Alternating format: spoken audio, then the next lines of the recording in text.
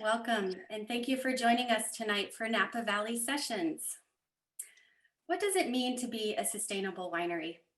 At its core, sustainability encompasses three key pillars: the environment, the community, and the business. It's important to remember that sustainability is more than just a mindset. Sustainability really is ingrained in solid metrics and standards throughout every aspect of the business, from operations in both the vineyard and the winery, all the way through to getting a responsibly produced product in the consumer's hands. In celebration of Earth Day and Wine Institute's Down to Earth Month, Napa Valley Vintners is happy to present The Big Picture, an understanding sustainability beyond organics.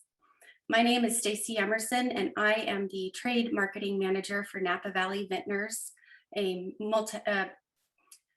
organization of 550 wineries who are dedicated to enhancing, promoting, and protecting the Napa Valley wine growing region. It is my pleasure to introduce today our moderator, Mariam Ahmed, owner of Mariam+company, a multifaceted consulting firm that works with businesses and organizations to implement ideas and products for the positive change in the world. Mariam frequently works at what can be best described as the intersection between chefs and sommeliers, activists and sustainable leaders, working with creative people and organizations that are focused on the empowerment of the Black and Indigenous and people of color communities, as well as the advancement of women within the wine industry. Mariam graduated from the Cornell Hotel School of Administration, and she is also a graduate of the Walla Walla Enology and Viticulture program. As previous director to programs at the Culinary Institute of America, Mariam was instrumental in the development of educational programs for consumers as well as trade, where she collaborated with many industry peers and partner organizations. And in her free time, Mariam frequently is engaged with the San Francisco chapter of Les Dames des Escoffiers. She is a member of the board of the Symposium for Professional Wine Writers, and she is also the creator of the Diversity for Leadership Wine Forum that brings together leaders committed to increasing diversity as well as equity within the wine industry. So without further ado, welcome, Mariam. I really thank you for leading us in today's discussion on sustainability within the Napa Valley. Thank you for that introduction, Stacy. Hi, everyone. I am Mariam Ahmed. As she mentioned, I am very much looking forward to getting this session underway. We have an hour to cover one of the largest topics in the wine industry that we could possibly try to tackle. So I am so excited to have the panelists that we have in order to help me do that.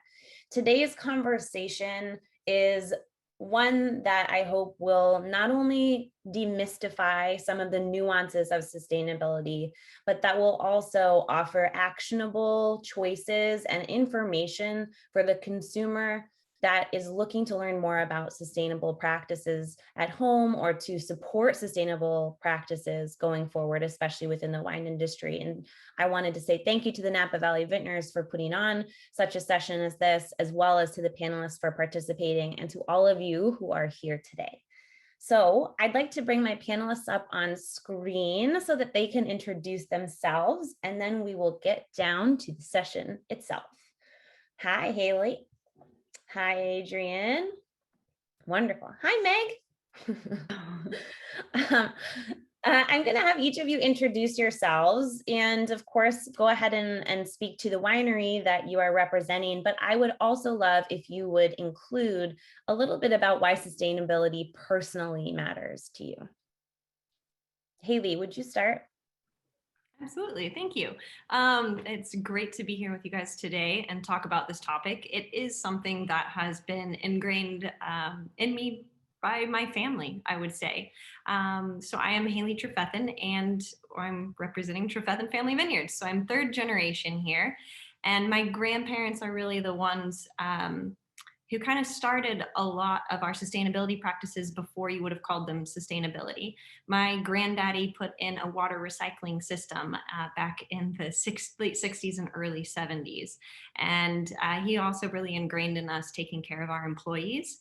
And so I think I just grew up around this, and it was really innate in me. I was the kid in high school who was leading the green team and sustainability efforts. And so this is something that has long been a part of me, and definitely a part of our company for over the past 50 years.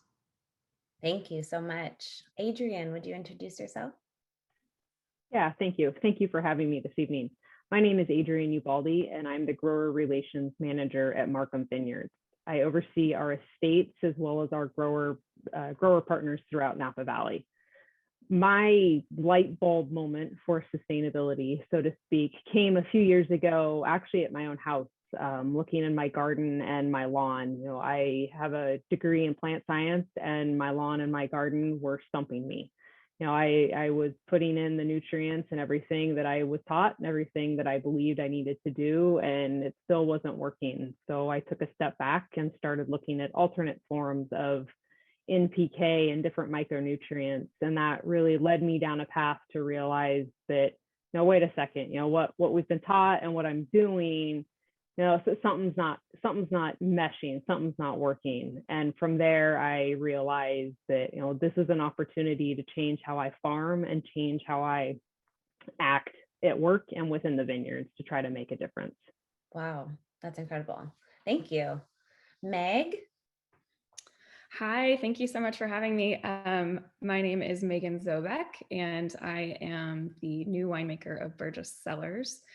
I think sustainability for me, it was actually a second grade teacher that really got me into it. She taught an environmental preservation class. And I just remember thinking, I grew up in Colorado, so I've always loved nature and animals and being out in the forest. And when she taught me the impact that humans have, on the planet, I was like, oh, wow, we are a part of the environment. We can have a massive impact on preserving it and making it better. And so I've been interested, from a young age. Yes, I think we all have that in common. I took an environmental science class in 7th grade and was lucky enough to get to go to the Chesapeake Bay and learned all about effectively what was happening in the Chesapeake Bay because of our human impact, but also what we could do while trying to restore it and preserve it, including composting and, really being very kind to the land around the Chesapeake Bay, et cetera. And of course, the people, that's such an important element. Stacy earlier referred to sustainability as, being more than green. When we're talking about sustainability, we're also talking about social equity. We're also talking, of course, about environmental protection, but also economic viability. Our goal is to leave things better than where we are right now so that future generations can do the same for future generations, et cetera. So it's kind of interesting. We all started at a young age and now we're doing that thing, and hopefully the next generation will as well. I think it would be really great to just talk through what you are all working at your respective wineries. I know there's a myriad of options when it comes to what you can do for sustainable certification. There is also a lot that folks don't see that happen behind the scenes. We talk about having something on a label, and that's really one part of the picture, but I know there's so much more going on. So I'd love it if each of you would just touch on maybe one or two things that are really, really important to you that are happening at your respective wineries, while I'm acknowledging that I'm sure there is overlap, of course, with what you do. Megan, I'd love for you to take this question since you just answered last. So we are switching to a style of farming referred to as regenerative farming. And I understand that a lot of the farming phrases right now are kind of being tossed around and they can be very confusing. But with regenerative farming, the main focuses are soil health, animal welfare, and then also social fairness. So we really love this focus because it seems to kind of hit all of the points that are important to us. But it is a big transition process, but it also helps me in my winemaking when the vineyards are healthy. So I am targeting a specific style of winemaking that I can only do if I have really healthy vineyards. And yeah, so I love that. And you're all also, I know this because I know you personally, you are also working on a pollinator program, right? That's correct. Very excited about pollination. Yes, I'm so excited about pollination. I love bees. So we are working with this incredible beekeeper, and I actually just started the master beekeeping program at Davis, which takes it's like a 5-year program. Wow. But anyway, so we are trying to make sure, and I'm sure Adrian and Haley are also doing this, but we're trying to make sure that any type of something that is considered landscaping, that we don't just have like landscaping, that it like serves a purpose. So everything will either be like pollinator friendly or edible or, you know, anything like that. So we don't want just kind of decorative landscaping. We're kind of making sure that we're targeting landscaping that feeds our pollinators, because that's a huge part of the ecosystem. And with regenerative, you're kind of considering the entire ecosystem. So the soils, you know, like below the soil, above the soil, and then your impacts on the environment around you as well. That's great. Okay, we're going to speak a little bit more to regenerative farming a little bit later on as well, since to Megan's point, it is being tossed around a lot and there are a lot of nuances, again, as we said, in sustainability as well as within our farming practices. Which actually Adrian could kind of speak to, because I would love to hear, Adrian, what you are working on at Markham. Yeah, so very similar to Megan, we are focusing on regenerative ag. I have over 200 bee boxes across our properties, and we're planning a monarch butterfly garden in one of our vineyards as well. So that is a large focus of mine and of Markham Vineyards, as well as a lot of other vintners in the area. One of the things I've been focusing on the last 2 years is partnering with the local RCD, the Resource Conservation District in Napa, and coming up with carbon farm plans for all of my acres. With the help of this plan, it details out, you know, how many tons of carbon I'm able to sequester in the soil with the reduction of a tractor pass, say, or removal of a disking pass, and what my reduction in diesel then does for the environment. Great. Could you, Adrian, before you go back on mute, could you talk about carbon sequestration and just in really clear, maybe a couple of sentences, explain why it's important? And I also think it can be a little bit overwhelming for someone who doesn't know. So can you just speak to it? Yeah, totally. It is very complex, but at its core, carbon is the lifeblood and the formation of everything. So the more carbon we have in the soil, the more that the microorganisms can feed off of, have a healthy life, and help the plants and any plants. And we're just not talking grapevines right now. Anything, you know, your pollinator plants, your crops in the Midwest. The carbon in the soil helps the microorganisms feed, which then in return releases nutrients for the plant. Thank you very much. Okay, Haley, would you please speak to some of the sustainability efforts happening at Trefethen? Oh, sorry. Yeah. If I remember to unmute myself. Absolutely. I think, It's great to be able to kind of take a step back and remember kind of these three pillars, these three areas of sustainability. And we do have this, commitment to the environment, preservation, making things actually better than we left them, thinking of the entire property as a whole ecosystem. There's also a portion of social equity, and that's incredibly important as well. We're an estate winery, and so we own all of our own vineyards right around the winery. And so we're in a really unique position to be able to have our own team that works right here around the winery.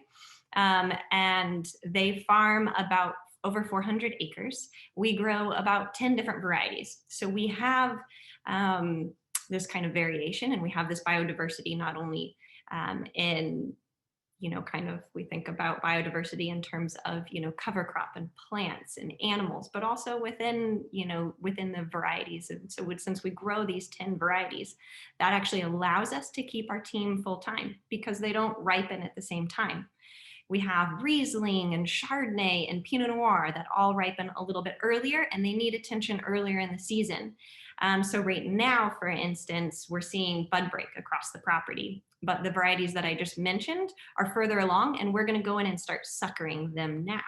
And then when they're done with that, the other varieties that we have, the Bordeaux varieties, so Cabernet, Merlot, Petit Verdot, Malbec, Cabernet Franc, those all happen a little bit later. So the team can move around. And so in this way, we're able to offer kind of full-time employment. And that's not super unique in Napa, which is a great thing. But it's always been really important to my family. And so one of the things that my grandfather really kind of passed down to my dad and to me is taking care of the team. So our team, whether you work for us kind of on our farm, on the farming side or in the winery, you have the same benefits that I do. You have the same healthcare, the same 401k. And, that's great. And it's something we're really proud of. And we're also able to offer some really fun other perks because this is a family business and we want it to feel that way. And so we have a garden on property and produces over 15,000 pounds of vegetables a year. And so we're able to really give that back to our employees. And so just kind of, you can't always, my parents might have shared a bottle of wine with their, 5-year-old, but not everyone does. And so those who work here, they can take home wine from the property, but also fresh vegetables that were grown here. So social equity is incredibly important. And I think with sustainability, when you can have, two or all three of those pillars of sustainability come together in a way, that's the ultimate, right? So if you can be doing things that are good for the environment and your employees, that's where we thrive. If you can be doing things that help your business succeed because they're economically feasible, and it's also good for the environment, that's fantastic. Solar is a great example of that. So we are 100% solar. And so we have, built in to energy fluctuations in terms of pricing and things like that, we have a little buffer there. And, on top of that, it's a renewable energy source. And so we kind of have those two of those three pillars really coming together to meet there. So there's a few of the things that we're doing at Trefethen. Just a few. Thank you, Haley. And, when we're talking with all of you are on the estate day to day. You are at the winery, you're in the vineyards, working with the teams. Sometimes it would be easy to forget to talk about what happens when the wine leaves the property. There are elements of sustainability as well as carbon impacts once the wine leaves and ends up hopefully on a shelf where someone's looking at it and says, wow, this is a sustainable wine. I'd like to buy it. And I just want to make sure we don't forget to talk about that. So packaging and distribution are usually anywhere between 30 to 50% of a winery's carbon footprint. And I think we should just touch on eco packaging. I think, Megan, you were talking to me a while ago about some of the decisions that Burgess is making, as well as Domain Estates is making to create a lot of sustainability around packaging. And that's not to exclude Trefethen or Markham from that conversation. But Meg, would you just speak to that really quickly? Yeah, so we're trying to think about, every aspect of environmental stewardship. And also, not to get too deep into it, but global warming affects us all. So when we're all making responsible choices, it helps everyone, it helps community. So we've been looking into lighter bottles, a little bit lighter bottles. And we also found a great company that's in Santa Rosa that actually produces the glass. And there's not a lot of glass is actually shipped in from overseas, which obviously requires more energy and more fuel. So we've been looking at lighter bottles that are produced locally. We're actually going to be eliminating foils from our bottles. And then also considering like recycled papers for the labels, considering what goes into the ink, just trying to make it a better, like more environmentally friendly and eco-friendly packaging with, a smaller carbon footprint. Yeah. Well, that's really helpful for the consumer too, because those are things you can see and feel when you're making a decision. So that definitely comes into play as we're selecting wines. And of course, there are many other factors, but those are helpful. And this isn't just a small winery effort by any means.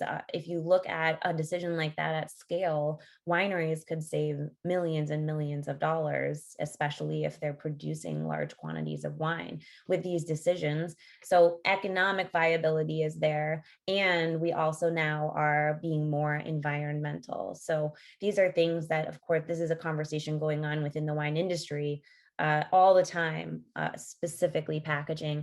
And it goes beyond the bottle too. I think it's important to say, of course, we are talking to 3 wineries today that are using traditional format, AKA bottles, but there are other formats as well that we could talk about.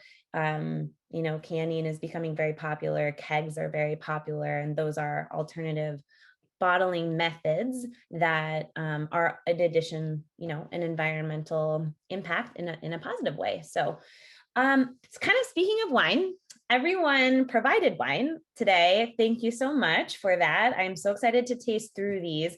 I'd love to just tell everyone what we are trying today. And in the vein of just helping everyone understand sustainability and really how it translates into a finished product, I'd love for each of you to tell us what we're drinking and how you think that shows up in this finished wine so that we can invite everyone into the tasting with us, even though they don't have the wine. Haley, would you start with the Trefethen Chardonnay, please? Absolutely. It's a perfect segue because this Chardonnay we actually do put in kegs. And sell that. Yeah. So we put our Riesling as well as our Chardonnay in kegs. So I've got our 2018 Chardonnay right here. And Chardonnay actually is really what we made our name with back in the 70s, and it's something that we've stayed with a commitment to. And I chose this wine in order to kind of portray a little bit of the sustainability efforts that are here. I wasn't even thinking about the keg option. That one was perfect. But with Chardonnay, we have over 13 different clones. And when you combine that with our combinations of rootstocks, there's probably about 30 different combinations that we're farming on this property. And so thinking about that again in terms of diversity and building in resistance to some of these outside factors. And so really fun. Our Chardonnay is, I love it. I would just say that. But it's definitely brighter on the palate. We're in the southern end of the Napa Valley in the Oak Knoll district. And so it's a little bit cooler. We have this great influence from the bay, and we have this fog that comes and sits over us and allows the grapes to get a little bit of that break in the evening and maintain their acidity. And we really want to, with all of our wines, but I think it's easiest to see with our white wines, we really want you to be able to experience the vineyard when you smell and taste our wine. And so it's however you want to phrase it, it's a little bit of a lighter hand in the winery. We're really trying to use the tools in the winery to amplify the vineyard. And so we sit here and we farm these grapes for 9 months out of the year. We want you to be able to taste them. And so this is really nice, fresh fruit and refreshing. I don't want to talk too much more. I want to give everyone else a chance. It's beautiful with food too. That the acid is it's delightful. Thank you for sharing that wine with us. Adrian, you shared a Markham Merlot with us. Would you speak to that wine as well? Yeah, of course. So this is our, see if you can see it. Oh, here. Nah, it's not showing up on mine, sorry. There you go. This is our 2017 Mark Parcel Merlot from our Yountville vineyard. This wine is made in the right bank style, like Markham wines are. And this wine in particular is not in kegs, but our Napa Valley tier of Merlot and Chardonnay is also in kegs. This is our first vineyard to become Napa Green certified back in 2010. So I felt it very fitting to showcase this wine this evening.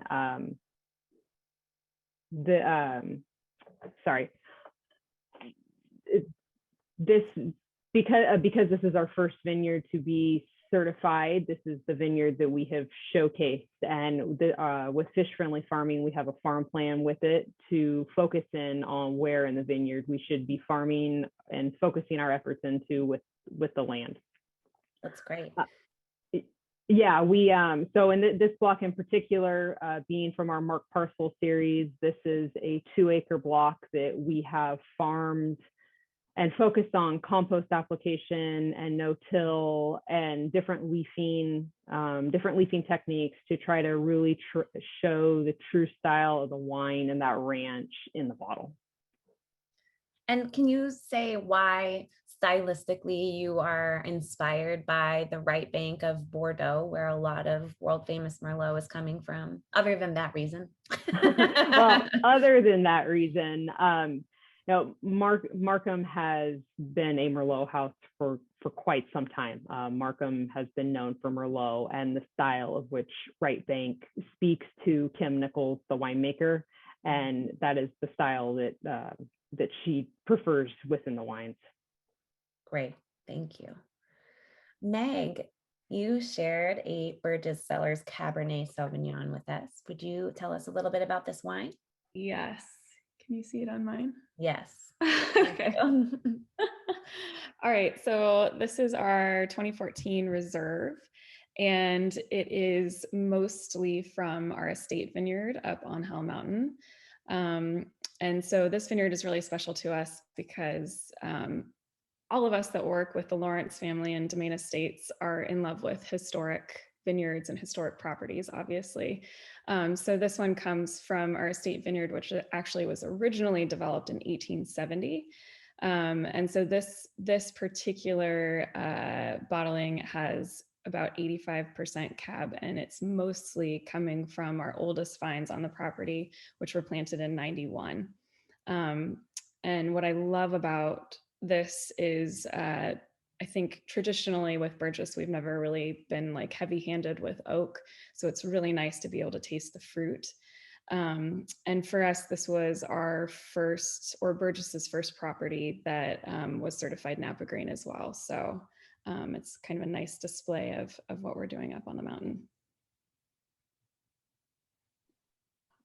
Thank you. I just need to take one more sip first.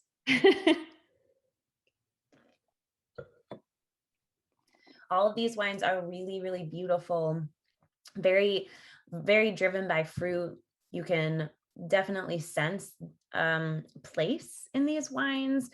None of them are out of balance. Of course, not that I would say they were, but none of them truly are out of balance at all. They're beautiful. And I think that wine quality is a huge part of our sustainability practices. By practicing sustainably, you are letting the wine, like Haley said, really be what it is from the vineyard. In getting it into the glass is really just letting the fruit speak for itself. And of course, letting all the hard work that went into getting the fruit to be the quality that it is, speak through the quality of the wine, right? So thank you so much. We talked about practices at the winery. I wanted to start with practices because those are the things that make you excited. It's your personal connection to what you are all working on. But I do think we need to talk about certifications because certifications are extremely important to the winery themselves. They're, of course, often regulated by they are always regulated by a third party. And they give a certain measure of accountability to the winery, and they also act as a tool to the consumer, especially when we're using those certifications on a label. I did say earlier that we don't often see the whole picture when we see one label of a certification. For instance, sometimes wineries are going well beyond the level of certification that they have on the label, or are in fact preparing to have a new certification or achieve a new level of sustainable farming or sustainable winery practice that we don't yet see as consumers. And I think it's really important to understand that just because we don't see it doesn't mean it's not happening. That takes us as consumers very consciously engaging in conversations like the one we're having today, but also in conversations with our local shop owners or our favorite wineries to visit or our favorite restaurants, because it takes all of us kind of bringing everyone into these conversations to actually impact at the level we need to when it comes to sustainability. And that goes well beyond wine. But all that's to say, it is important to understand some of the really impactful programs that are happening in our wine world. And Haley, you are an expert when it comes, all of you are experts at sustainability. Haley is particularly poised to answer or really give us some information about the Napa Green certification, both land and winery, because it is a very unique program and is really a pioneering program in sustainability. So could you speak to that for everybody, Haley? Absolutely. So Napa Green, as you mentioned, has kind of two certifications. There's one for the winery and then one for vineyards. And both go through and kind of analyze, there's over a series of over 100 questions that we answer annually. And they really focus on, well, I'll go one at a time. If we want to talk about the winery first, there's a few kind of main points there, and it's looking at your water use. It's not just, I should specify that it's not just about winemaking. It goes into every other aspect of your winery, from in your offices, making sure that you're using paper that has recycled content. In Napa, we're incredibly lucky to have a really robust, compost system. So we're actually able to take all of our food scraps and take it to the county, and they actually have the ability to compost that. So it goes beyond just winemaking, but there's a lot in the winemaking aspect too. There's a lot in terms of energy efficiency and your usage. So looking at if you have variable frequency drives on pumps and things like that, making sure that you're using just the energy that you need. And the other key point with all of these certifications that I would make is you don't get certified and then that's it. There is continuous improvement. So with all of these, we have action plans so that we continue to do better. And so each year, if you have a certification, if a winery has a certification, each year, that they are doing something new to improve that and to get better and to go to the next level. And if we go and talk a little bit more about the Napa Green Vineyard side, and let me know what everyone wants to hear about, but if you look a little bit more on the Napa Green Vineyard side, you're looking at, again, the 3 pillars of sustainability. Both of these take a very holistic view of sustainability. And so you're looking at social equity. It looks at how you're treating your employees, both on the vineyard and the winery side. It's going into all the environmental compliance. And so and efforts. And so on the vineyard side, again, on both sides, you have water use, making sure that everything is running at the proper efficiencies and you're not wasting. So really kind of taking a very holistic view at your property. And of course, it looks at these economic things. These programs end up helping you save a lot of money. These energy efficiencies that they can help identify. And if you are able to, sometimes it takes a little bit because of cost to implement them, but if you implement them, they're going to pay themselves back. Switching over to LED lights. There's also, they do help wineries in terms of helping to find rebates and things like that. So really trying to, again, hit all those three pillars of sustainability. We're certified in another one as well that I wanted to mention as well. And we talked a little bit in the very beginning about the California Wine Institute's Down to Earth Month. And so California Wine Institute has another program. So we're also certified California Sustainable.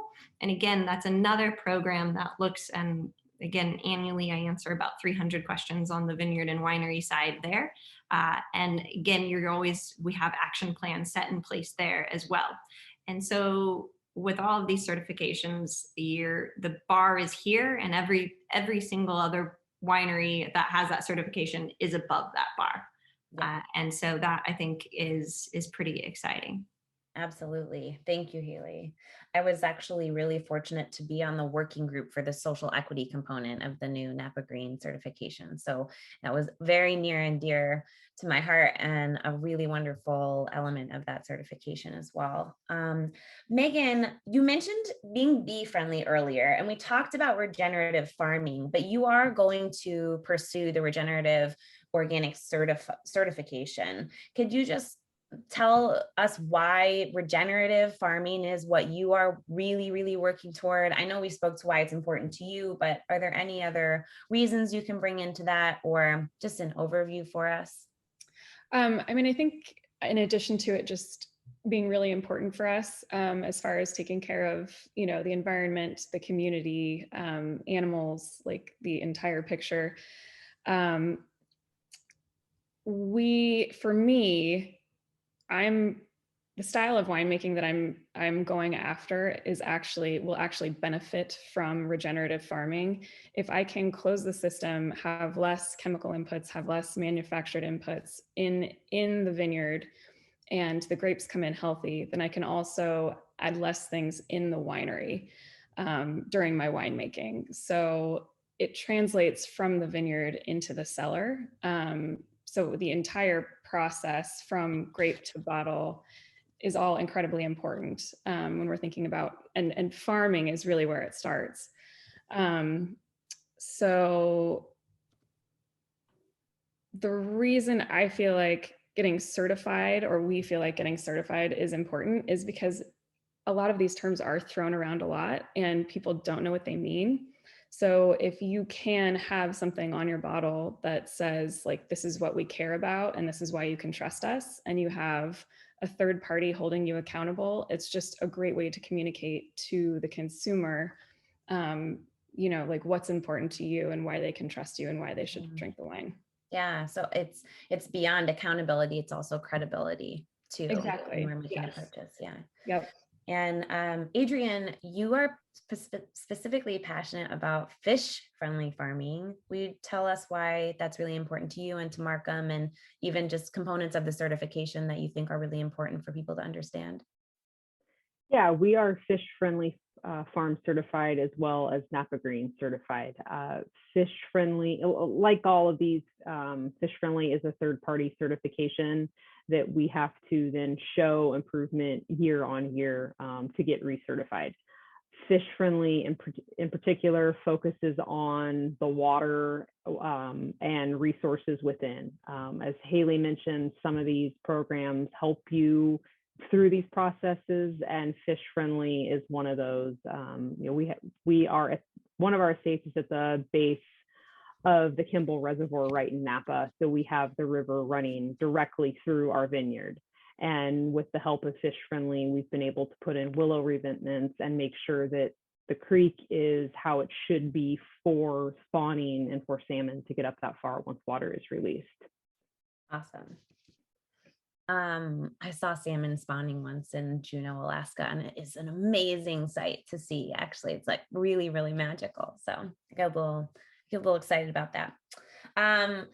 Adrian, actually, while I have you, I think, there are a lot of folks who are watching this who really do want to understand the nuance of sustainability, but I also know there are a fair amount of folks in the wine industry watching right now. And I think, we are constantly asking ourselves these questions within our, really sort of as a result of our sustainability efforts, but could you speak to whether or not you see an upward trend in consumer buy-in when it comes to sustainable wines? I'm asking this question also just for everyone, because on the bottles, Markham does say, we're Napa Green, We are fish friendly farm. We also have Trefethen that has, of course, the certifications listed. And so I'm curious as well, I'm sure as, you know, the industry is curious, are we seeing consumers make purchases because of those certifications? Yeah, we are. And that is very important to us as a brand and a company to say that we are sustainable and this is what we believe in. One of the pillars of our company is do the right thing for the long term. And sustainability and regenerative ag is definitely that. You know, it's doing the right thing and trying to reverse the course that we've presented ourselves with. So we are seeing an uptick, and it's an uptick in the right type of consumer, the consumer that is thoughtful, the consumer that is going to think a couple steps ahead in what they're doing when they come to Napa and visit. Yeah, and I think, you know, just as a consumer lover myself, having done a lot of consumer programs, you know, one of the phrases we always said at the CIA was, you know, you don't know what you don't know. And I think conscious consumerism is absolutely fantastic. And we need more sustainability advocates, of course, again, just generally speaking, beyond even the world of wine. But we also, as an industry, need to create access points for novice consumers. And I think having the certifications listed is definitely a nod to that. But we, as the industry, also need to work to constantly bring more people into the conversation around sustainability in our efforts, specifically within the industry. I see our consumer market really growing. You know, we've got lots and lots of excitement around wine. So I think that it is a matter of also how we communicate. We started the conversation with certifications are a little confusing and we're talking a little bit beyond organic right now. And like, let's just buckle up, and we don't have enough time to talk about all of it. So you just talked about kind of correcting the course you put yourself on. And I think as an industry in the wine and just being from the wine world, we have a lot of responsibility to educate outwardly about what we are doing to promote sustainable efforts and sustainability. So I love that you answered that question for us. Thank you. So I know we have some questions coming in through Q&A, and believe it or not, we need the time. We're already almost at time, which I kind of had a feeling was going to happen talking to the three of you. I could talk for another hour, but I do want to get to questions. I would love to answer a final question though, and have each of you answer it before we start Q&A.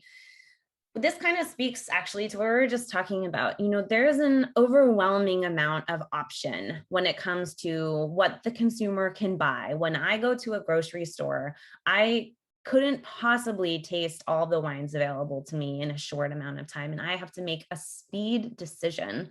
If you remove speed decision out of it, and I'm an avid, loyal customer to my favorite wine shop, or luckily for me, I live in Napa, a winery down the road, I have the opportunity to ask questions.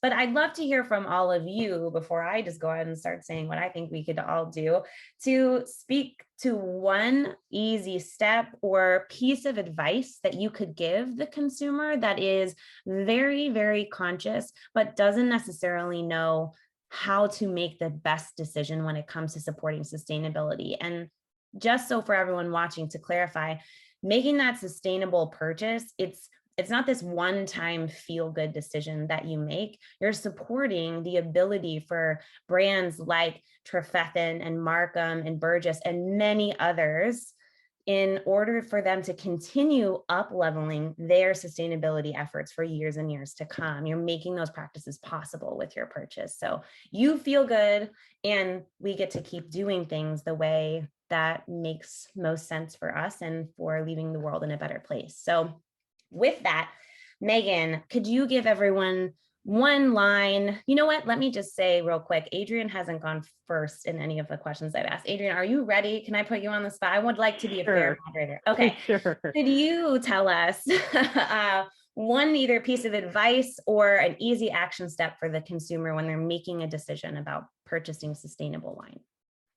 Yeah, when the consumer is looking at a bottle of wine, for instance, Haley's bottle of wine says sustainable on it. There's the stamp. Markham's bottle, Burgess, we all say sustainable on it, and there's the certification stamp.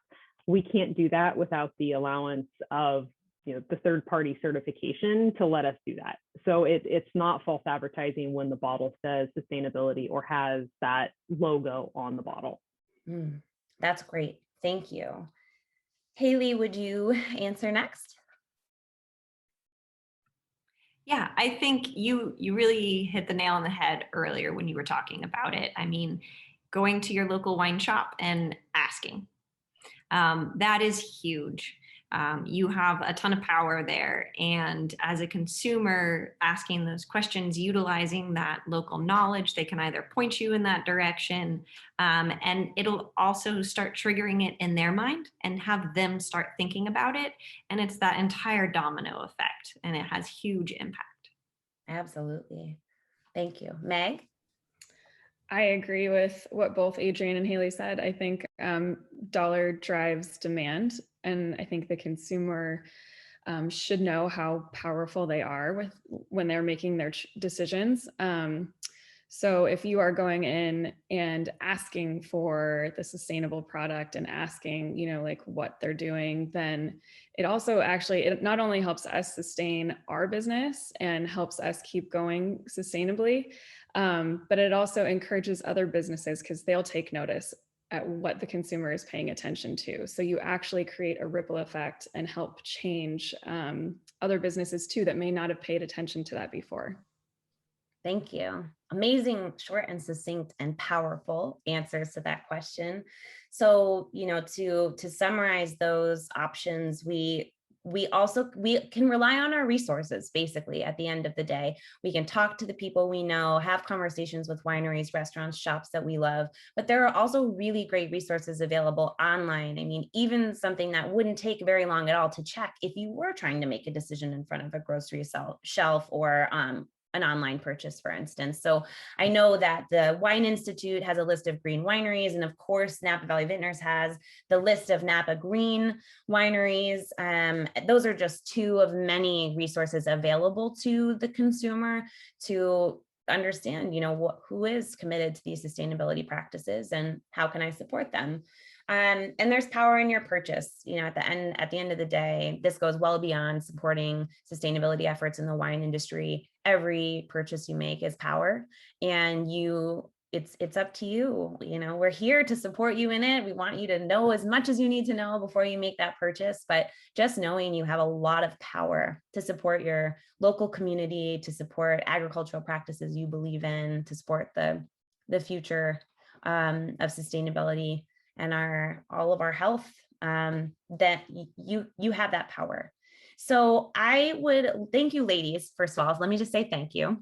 This was great. Like I said, we could keep going, but we have several questions that have come in through the Q&A, I've been told. So I think Kat is going to let me know, or someone will jump on and just talk us through what the questions in the Q&A are. Unless I need to do that. Sorry about that. Let me look. Hold on. I'll press the Q&A button. I wasn't watching the chat. I'm sorry for anyone who Mariam, wasn't. I'd be happy to read the Q&A off for you. Thank you so much. So our first question, Megan says, I know there is a new movement towards regenerative organic agriculture certification. Is your winery supportive of this certification? Yes, actually. I think, it helps us kind of set standards for ourselves as well, and guidelines for ourselves, and keep ourselves accountable.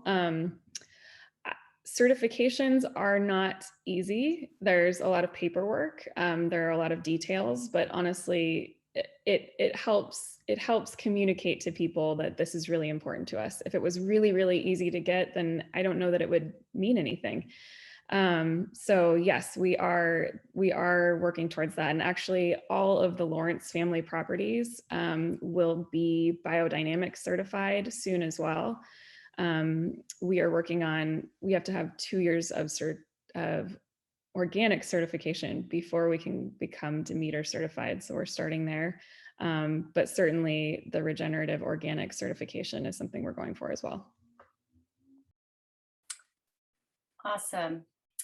So Sarah writes, what advice would you give to an environmental engineering / sustainability professional looking to pivot into the wine industry?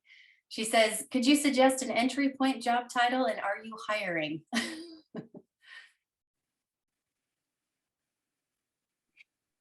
I love that question. I can't speak to hiring, but I'm so glad you came to this conversation, Sarah, because that's a really great first step to start understanding what the opportunities are for a pivot. I know Haley has been doing this for a very long time. I can't speak to Adrian, but prior to being in wine, Meg was in professional sports and she made the pivot work through discovery. So this is step one. And I mean, I'd be happy to keep a conversation going with you, Sarah. I don't know if anyone wants to jump in around the question about a title or transferability, I think is really where the question's coming from. Does anyone want to take that? I can take that.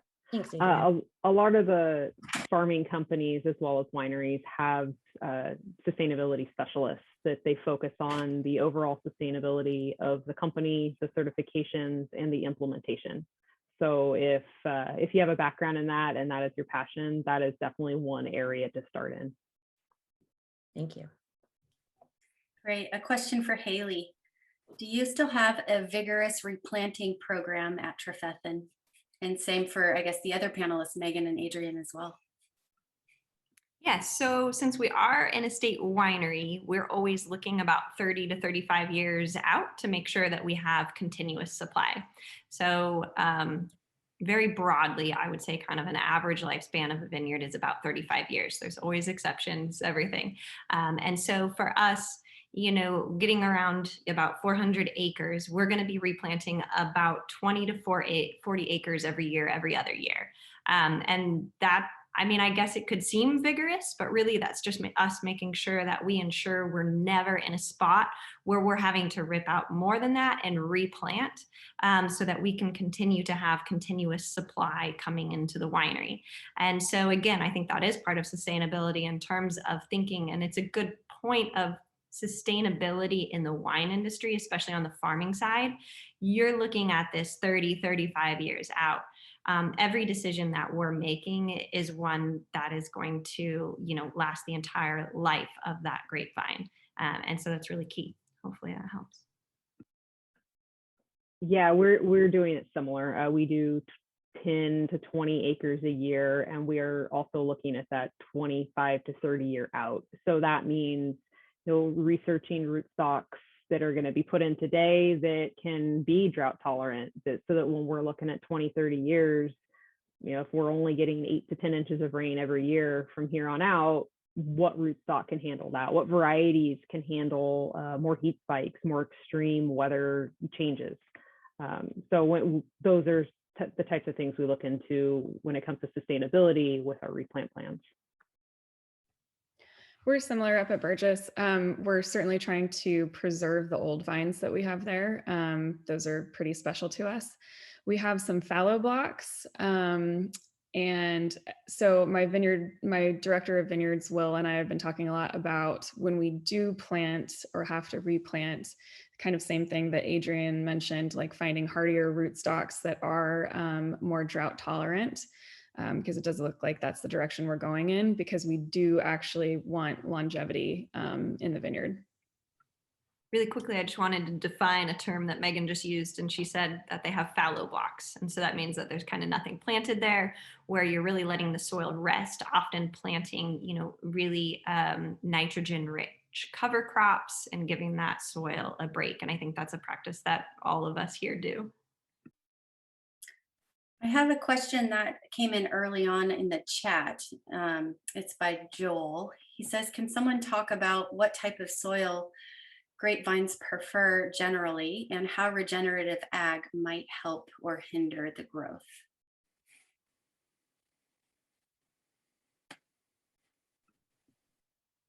Everyone can jump. Oh, Megan, go for it. Yeah, I was gonna tag Adrian in. Well, I think if we give a broad kind of overview of soil types, that's huge. I mean, that is one of the cool things about grapevines, and that they have really evolved all over the world. And so you have different grapevines that like different kinds of soil. So even in Napa, where you've got Chardonnay as queen and Cabernet as king, they like different soil types. And so Chardonnay is definitely going to like soil that can take there's a little bit more water retention ability in that soil. Whereas Cabernet likes much more really drainage, kind of rockier soil where you're really stressing those vines. And so that's one of the cool parts about grapevines. And so in terms of regenerative ag, I don't know if it would really have as much of an effect on quality in that vine's growth. I think what you're really doing is really focusing in on soil health, which in turn benefits everything and those vines regardless of soil type. But please, Adrian, Megan, jump in. Oh, I agree. I don't know if it's necessarily the soil type that would help the regenerative ag process within the vines. It's the soil health. It's your organic matter. It's your microbial content. It's the, how much bacteria you have versus your fungal population. For every 1% of organic matter you add, you're adding in 1 acre foot of water holding capacity, which is over 27,000 gallons of water, available water. So it has a lot more to do with soil health than soil type.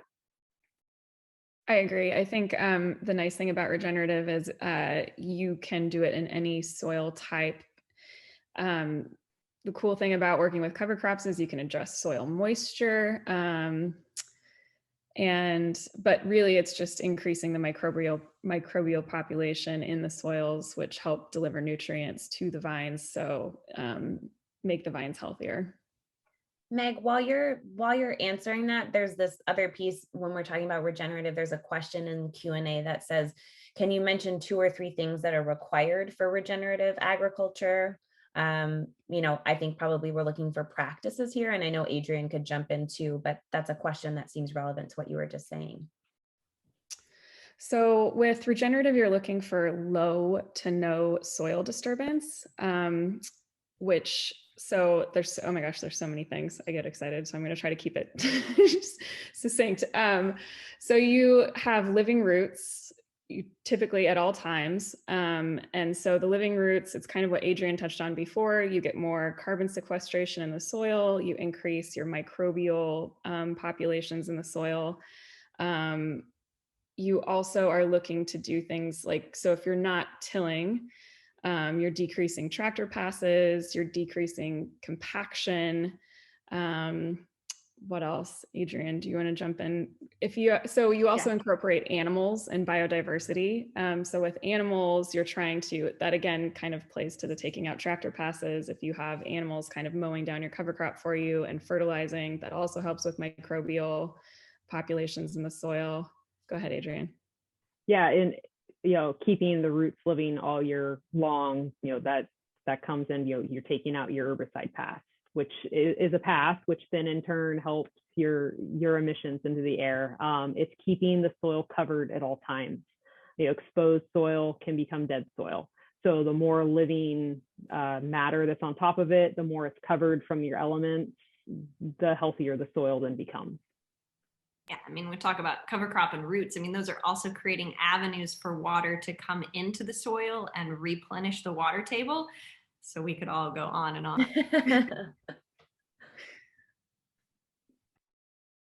Stacy, are there more questions you'd like answered? Yes. I know we're almost out of time. Yeah, how about we do one more? I've got here from John. He says his perception is the largest carbon generator in the wine industry is direct to consumer shipping. How do we balance the economic advantage to the winery by shipping directly to consumers and the carbon footprint this activity generates? It's a great question, John. Thank you. Would anyone like to take that? I think part of, I mentioned the lighter bottles before, and the glass coming locally, but part of having lighter bottles is that there's less weight when you ship, which requires less energy and less fuel. But it is, packaging is a hard thing when it comes to wine as far as being green, but there are decisions you can make, such as recycled papers, which I think Haley talked about too, paying attention to what your inks are made of, slightly lighter bottles that are locally produced, so you have a lower carbon footprint there. But certainly shipping is an issue. Yeah, and packaging materials and shipping as well, you know, beyond the glass, but what we do to protect the bottles during shipping, those materials can be eco-friendly versus some of the materials, you know, that aren't, like styrofoam and plastic. Yeah, that like cardboard pulp is great. But also, I mean, I'd encourage everyone on this call to just order cases of wine from wineries rather than just like 1 or 2 bottles. That'd be great. Efficient purchasing. Exactly. Yes. Well, thank you ladies so much for joining me tonight to talk about sustainability and to help kind of demystify some of the nuance of sustainability and hopefully create some actionable information for those watching and looking to make more conscious purchases and support the sustainability efforts happening in the wine industry. It's been great to get to know all of you. It's great to see you again, Meg. And I can't wait until we can all have a bottle of wine together, hopefully soon. That would be great. Cheers to that. Cheers. Agreed. To Cheers. that.